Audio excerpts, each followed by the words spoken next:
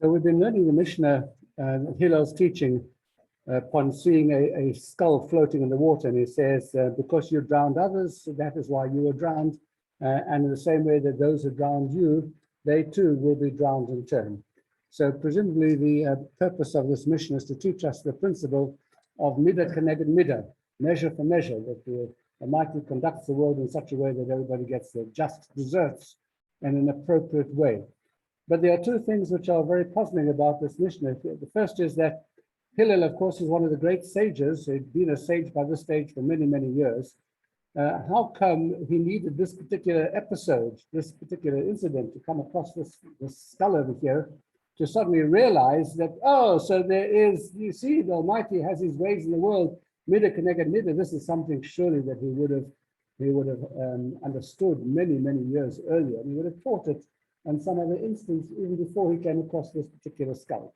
That's the first thing that's puzzling. And the second is that he speaks to the skull. I mean, who actually speaks to a skull in the water? You know, because you did this, and having a conversation with the skull. You know, teach it in some kind of way. You know, from this we learn that he speaks to the skull.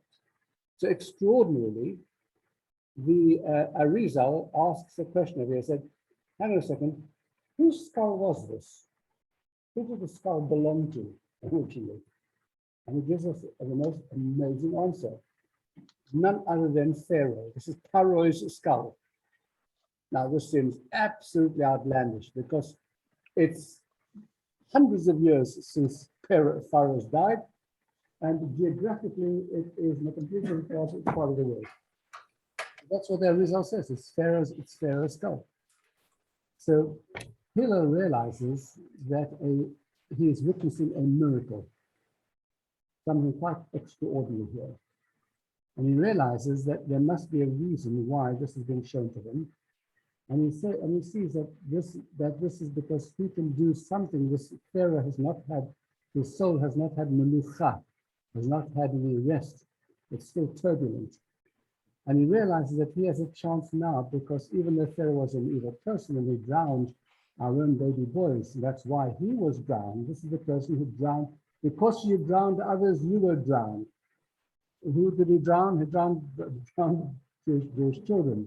So he was drowned eventually, we don't know, historically. So he says that despite that, after all, the Egyptians did provide a home for the Jewish nation for many years. In the best part of the land, there was an act of kindness. And so there is something which has to be paid back to him, and his soul needs a menucha. And the way in which the soul will have menucha is that he will actually be part of a Mishnah, to become part of Torah.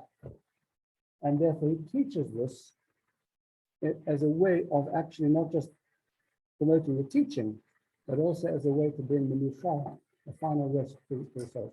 So the skull then turns around and says, but I'm still very disturbed because what about those who actually drowned me? And he said, no, don't worry, they too will be drowned.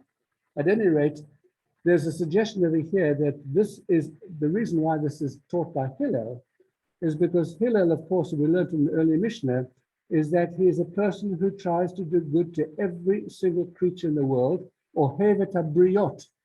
Or hevet habriot, and or hevet habriot means somebody who's even the lowest, the most lowly, has no other quality in his life other than he's just a creature of God. And this is even those who are the lowest, even a Pharaoh. And because Hillel is this person of exceptional, extraordinary kindness, he sees this skull and he realizes there's something which I need to do over here for the sake of this creature who lived in the world. Even he also requires some kind of tikkun. It's an extraordinary teaching, but there you are. And you take of it what you will.